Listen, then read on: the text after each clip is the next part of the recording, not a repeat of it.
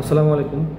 বর্তমানে প্রবাসীদের সবচাইতে বড় শত্রু হচ্ছে তার আত্মীয় স্বজন। যেমন বর্তমানে দেশের প্রতিটি জেলায়, প্রতিটি উপজেলায় এবং প্রতিটি গ্রামে কিন্তু আপনার আত্মীয় স্বজন প্রবাসে থাকবেই।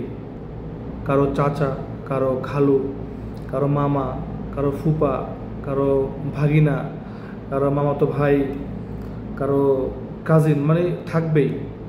মানে আত্মীয় স্বজন প্রবাসে নাই এমন কোনো ব্যক্তি বা এমন কোনো লোক খুঁজে পাওয়া যাবে না।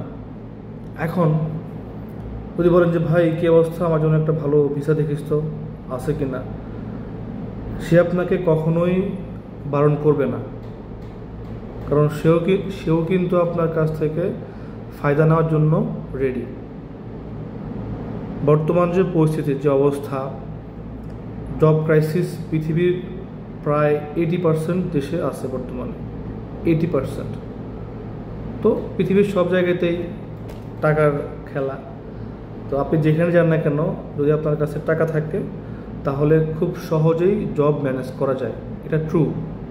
এটা সৌদি আরবে হোক কিংবা কাতার কিংবা দুবাই, যেই দেশে হোক, যদি আপনার কাছে টাকা থাকে আর এখানে সামান্য টাকা দিলেই জব ম্যানেজ হয়ে যায়।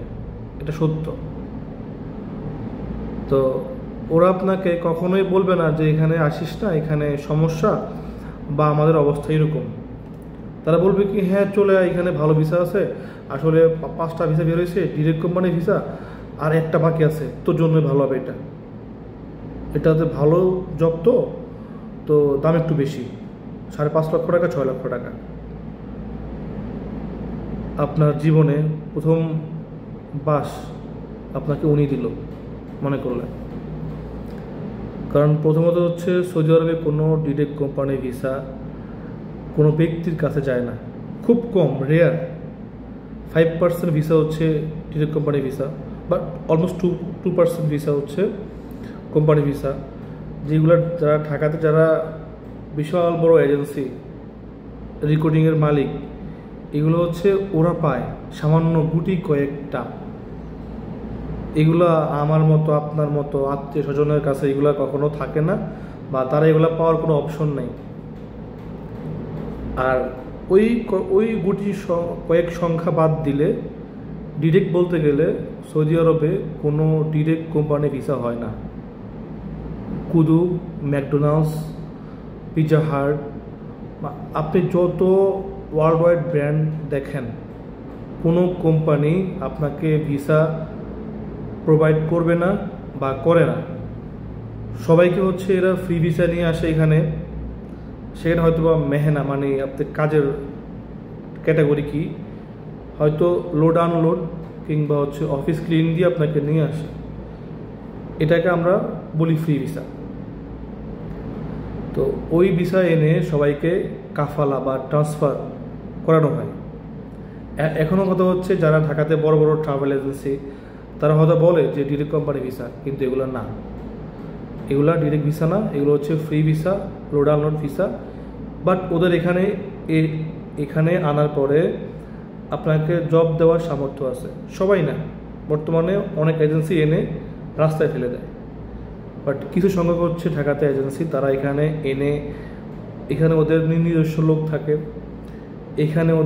নিজস্ব লোক থাকে, তারা ওদেরকে এয়ারপোর্ট থেকে রিসিভ করে নিয়ে আসে এবং তাদের এখানে প্রতিনিধি সর্বক্ষণ হচ্ছে ওদের জব সার্চ করে বিভিন্ন মক্তব, মানে অফিসে, ওই যে এখানে টাকার বিনিময়ে জব পাওয়া যায়। তো ওদের প্রতিনিধিরা হচ্ছে ওদের লোকগুলোকে রিসিভ করে এনে ওদের বাসায় রাখে। খাওয়া দাওয়া ভালো মন্দ থাকবেই, কেউ ভালো খাবার দিবে, কেউ খাবার দিবেই না, এটা আপনার উপর। দেন তারা আপনাকে জব ম্যানেজ করে দেবে, ভালো হোক খারাপ হোক, আপনাকে তারা একটা জব ম্যানেজ করে দেবে। কিন্তু আপনার মতো, আমার মতো, আপনার চাচাতো ভাই, খালাতো ভাই, মামা, ফুপা, ওরা কোত্থেকে পাবে এগুলা? ওদের তো এগুলো দেওয়ার কোনো সামর্থ্য নেই, বা আমার সামর্থ্য নেই। আর টাকা হলে সবার সামর্থ্য আছে। এখন কথা হচ্ছে, আপনার বললাম না, আপনার প্রথম শত্রু হচ্ছে আপনার আত্মীয় স্বজন। তারা আপনাকে কখনোই বারণ করবে না, বলবে কি চলে আসো, ভালো ভিসা আছে, ডিরেক্ট কোম্পানির ভিসা। এইরকম হাজারো হাজারো কেস আমি নিজে দেখছি।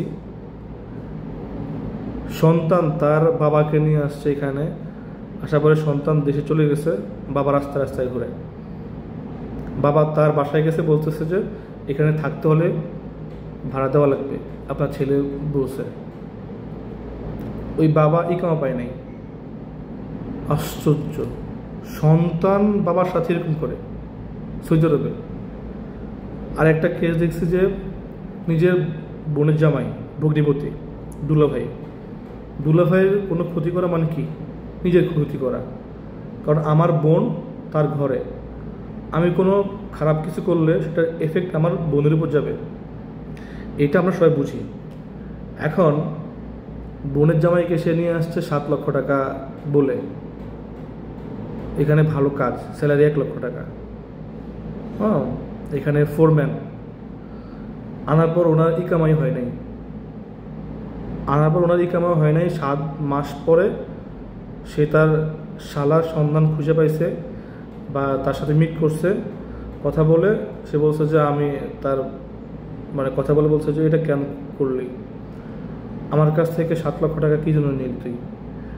ভিসা তো 6 টাকা দাম নাই রে স্যার, যদি আমাকে তুই 1 বছরের ইকামা দেস, 1 বছরের ইকামা, সেক্ষেত্রে 4.5 লক্ষ টাকা বা 5 লক্ষ টাকা হইতে পারে। তুই আমারে 3 মাসের ইকামাও দিলি না, তুই আমার কাছ থেকে 7 লক্ষ টাকা দিলি, কই তোর ডিরেক্ট কোম্পানি ভিসা, কই তোর কোম্পানি? এক পর্যায়ে ওই লোক তার ওয়াইফকে ডিভোর্স দিয়ে দেয়, সেটা এখানেই সৌদি আরব থেকেই তাকে ডিভোর্স লেটার পাঠিয়ে দেয়। এই যে বর্তমানে আপনাদের এটা, আমার এগুলো বলার উদ্দেশ্য হচ্ছে যারা বলে আপনাদের আত্মীয় স্বজনকে যে হ্যাঁ ভিসা আছে কি না, ভালো ভিসা, তারা আপনাকে কিন্তু বারণ করে না। কেন? কারণ তারাও কিন্তু আপনার কাছ থেকে ফায়দা নেওয়ার জন্য ওয়েট করতেছে, তারাও আপনার কাছ থেকে ফায়দা নিতে চায়। এই জন্য তারা আপনাকে বলে না যে এখানে আসবি না, এখানে এসে কিছু করতে পারবি না। সো প্রবাসীদের প্রথম শত্রু হচ্ছে ওদের আত্মীয় স্বজন, মাথায় রাখবেন। আসসালামু আলাইকুম।